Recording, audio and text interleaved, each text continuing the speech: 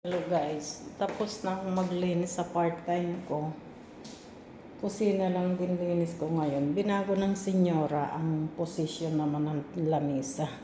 Dati ito doon. Tapos yung upuan dito.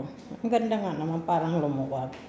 Ayan guys, nakapagbasahan ako mula doon hanggang dito sa kusina. Kaya hapos to na lahat. Magkape muna ako. Magkape muna tayo guys. Pagpatanggal sa antok.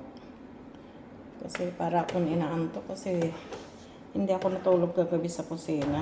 Naghiga-higa ako pero hindi ako makatulog. Kaya, ayan. Magkape muna tayo. Para non si sento sonno. Perché prendiamo caffè almeno non sento sonno. Ecco, fa male la testa perché non dorme.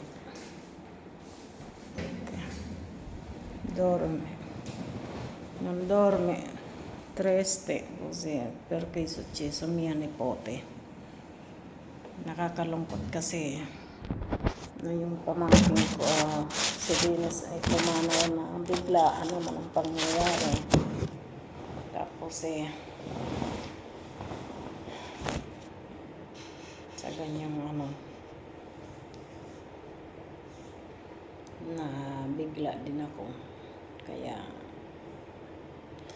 ay nako, ang buhay nga naman. Kaya dapat talaga tayo guys, habang kumpleto ang pamilya, mag-enjoy. Kaya ito nga, kaya ako gusto ko talaga taon-taon nakaka-uwi para nakakapiling ko ang mga anak ko at mga apo ko kahit isang buwan mala, basta taon-taon nagsama-sama kami kag makapag mag-enjoy.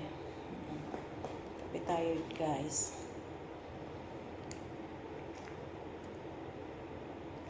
Ang init. Nainit. Ngayon, ang linis ko pa rin lang naman ay kusina lang, katulad kahapon din kusina lang din.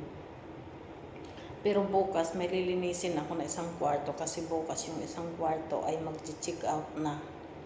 Kaya lilinisin ko bukas isang kwarto kag kusina dahil may mag-check in naman. Sabi ng senyora, itong buwan ng September mayroon pa rin client araw-araw.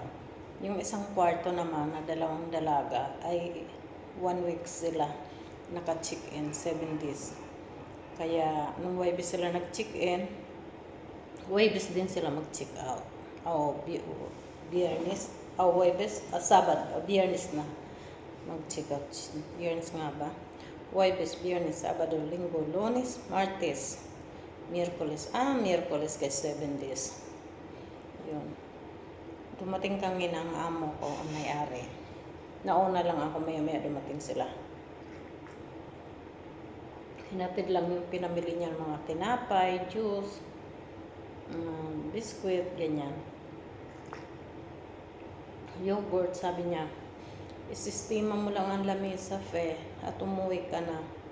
Pero hindi, linis ko talaga lahat, tapos nagbasahan ako kasi may makya-makya sa sahig.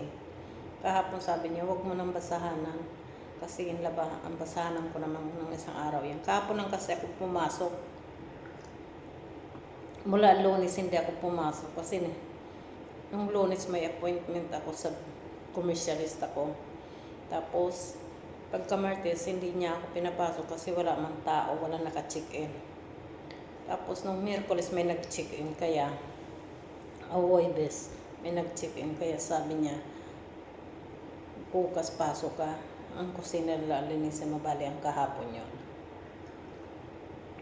Kahapon kami yung kusina lang. Pero bukas may kwarto.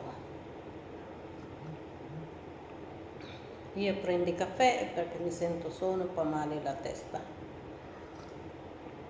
Io voglio prendere caffè prima perché paura poi con monopattino pericoloso, si sento sonno. Kaya inom ako muna ng kape kasi para kung inaantok kag ang sakit ng ulo ko. Siyempre, sabi, nung isang gabi, kahapon, nung isang gabi, nakatulog talaga ako kasi antok na ako kasi siyempre hindi kumpleto lagi ang tulog ko. Tapos may iniisip, stress pa, may iniisip. Sabi ng